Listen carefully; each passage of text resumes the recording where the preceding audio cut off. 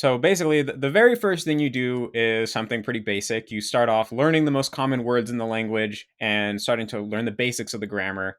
Because although it's possible to learn like an infant, like when we were infants, we didn't learn vocabulary or grammar. Our moms didn't give us flashcards or anything. Of course, we just picked it up naturally. You can try to do that, but it's going to be a lot slower because as an adult or someone who already is fluent in at least one language, we have all these different concepts that we already know. And so we already know what a table is. So rather than trying to like refigure out what a table is from scratch, someone just kind of tells you like, oh, well, the way to say table in this language is X. You can pick things up a lot more quickly in the beginning. So I think it's really effective to just learn the most common 1,000 words in the language. That will give you a really good starting point. And then learn a little basics of the grammar. Not too much. I think a lot of people, since we're so used to learning in school and try to grasp everything, intellectually with our conscious mind so we can pass a test, people try to take that mindset into language learning and think that they're going to memorize every word and like perfectly understand the grammar. That doesn't tend to go very well because language is a natural organic thing that's actually so complicated that if you're trying to process it all with your head in real time, it's not going to work.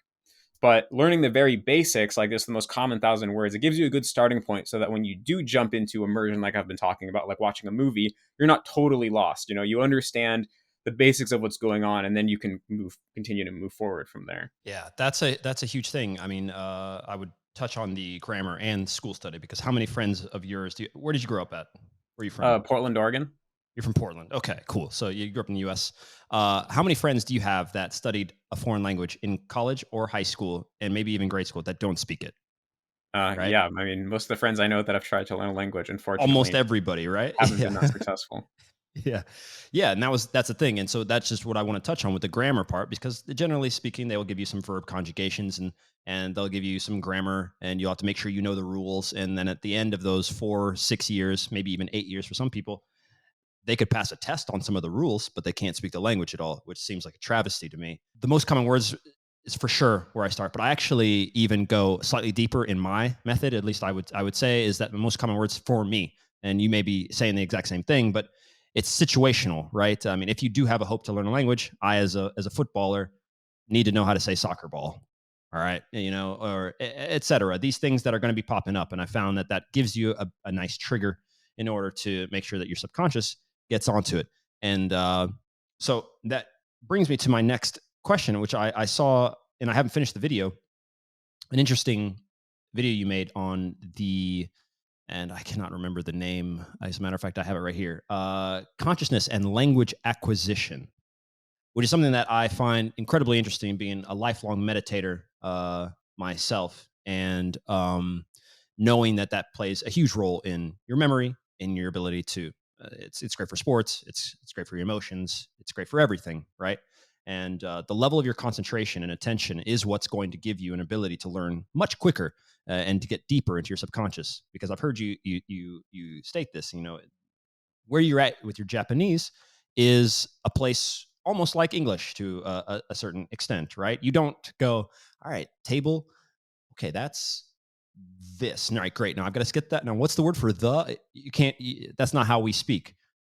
So maybe you could just tell us what you found in that little area of the world, because I don't know that it's touched on too much in the language learning world. Yeah, you mean meditation in particular? Not just meditation, but possibly the subconscious, the need for the I words and see. things to get Yeah, to, yeah. but also meditation as well. If you do, I don't know, I mean, what your yeah. thoughts are So, on. well, we could talk about meditation in a second. Yeah, but I guess to answer your question more directly, yeah, I think that basically the way that we acquire language, the way that we get to the point that you just described, in where you don't have to think about the grammar, it's just intuitive, like it is for your native language. That happens through consuming comprehensible input. So this is an idea that comes from Stephen Krashen that's known as the input hypothesis, but it basically says that there's two different ways that we can go about trying to gain language ability. One is the more traditional way where you're memorizing grammar patterns and rules and things like this, and you're trying to use those consciously while you speak. But the other is to learn the way that we learned our native language, which is we just expose ourselves to the language for hundreds and thousands of hours. And before we know it, we have some amount of language ability. So it sounds like magic, and it is really kind of magical in a way. But when you think about it, that's how we all learned our native language, right? So this is something that we've all experienced at least once.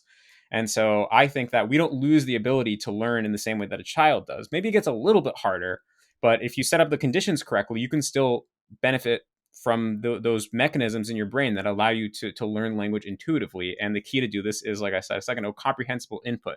So basically, you have to receive messages in your target language that you're able to understand due to context or other factors, but still contain something that you don't know yet, right? So if I said a sentence like, uh, "Oh, do you want to come with me to the X?" And then X, you already knew that I was going to go to the store, so then you know, okay, X means store or something, right? If you hear a sentence like that, your brain can put two and two together, and you're going to understand what I said. And so when you understand messages like this, you start to pick up information about the language on a subconscious level. And I think this is probably the most counterintuitive thing about language learning that it's really hard for people to grasp, because most of the time we're doing things with our conscious mind. And so the idea that we could actually learn subconsciously is really hard to grasp. But an example I like to use to help illustrate how important and how powerful the subconscious mind is if you're a native English speaker and I gave you the two sentences, a big red dog and a red big dog, you'll know that the first one, the big red dog, sounds more natural, but you probably don't know why this is. It just sounds right, you know? But there's actually an underlying grammatical rule that's quite complicated. It has to do with the order of adjectives when multiple adjectives are modifying a noun. And there's a list of like, okay, age comes before color, comes before genre. There's like over 10 different factors in the list. And so if you wanted to try to use a grammar rule to produce the sentence, a big red dog, you'd have to be running a really complicated equation in your mind. Whereas for us, we're able to do it automatically, right? We just know which one's right. When we hear someone do it wrong, we know something's wrong.